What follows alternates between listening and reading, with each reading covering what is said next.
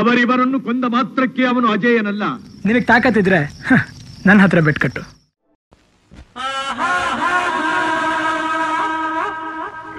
ನಿಮ್ಮನ್ನ ಬುದ್ಧಿವಂತರು ಏನೋ ಕಷ್ಟಪಡ್ತಾರೆ ಅಂತ ತಿಳ್ಕೊಂಡಿದ್ದೆ.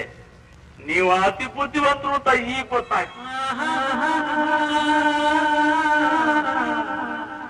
ಅವನಾಗ ಬೆಳಗಾಂಗೆ ಹೋಗ್ತಾನಲ್ಲ, ಯಾಕೆ ಗೊತ್ತೇನು? ವಿಚಾರಿಸ್ತೀಯೇನು? ನಾನ್ ಪತ್ತೆ ಮಾಡಿದ್ದೀನಿ, ಕೇಳು.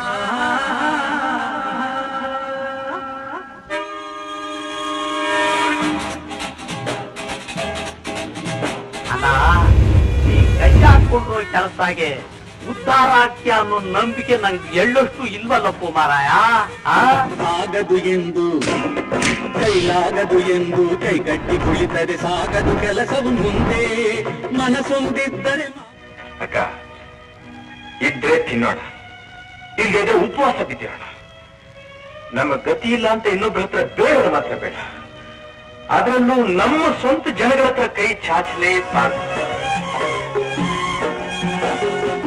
ಬರೋ ಎಲ್ಲ ಅಮಾವಾಸ್ಯೆ ಒಳಗೆ ಆ ಲಕ್ಷ್ಮಿ ಜೊತೆಯಾಗಿ ನಿಮ್ ಮದುವೆ ಆಗ್ಲೇಬೇಕು.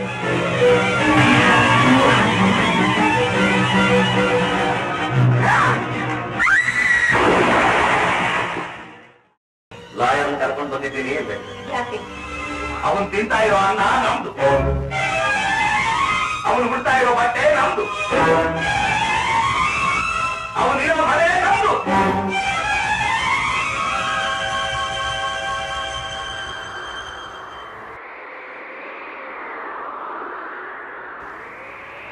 ತಾಯಿ, ಮುರಿದು ಬೀಳ್ತಾ ಇದ್ದ ಸಂಸಾರಕ್ಕೆ ಹೊಟ್ಟೆ ತುಂಬಾ ಅನ್ನ ಕೊಟ್ಟು ಕಾಪಾಡಿದೆ ನೀನು. ಹೇಗೆ ನಿನ್ನ ಸೇವೆ ಬಿಟ್ಟು ನಾನು ದೂರ ಬಹುದೂರ ಹೋಗ್ತಾ ಇದ್ದೀನಿ. ನಾನು ಹೋದೆ ಅಂತ ಕೋಪ ಮಾಡ್ಕೋಬೇಡ. ನನ್ನ ಮೇಲೆ ಹೇಗೆ ಅನುಗ್ರಹ ಇಟ್ಟು ಕಾಪಾಡ್ತೀನಿ, ಹಾಗೆ ಎಲ್ಲರ ಮೇಲೂ ಅನುಗ್ರಹ ಇಟ್ಟು ಕಾಪಾಡು.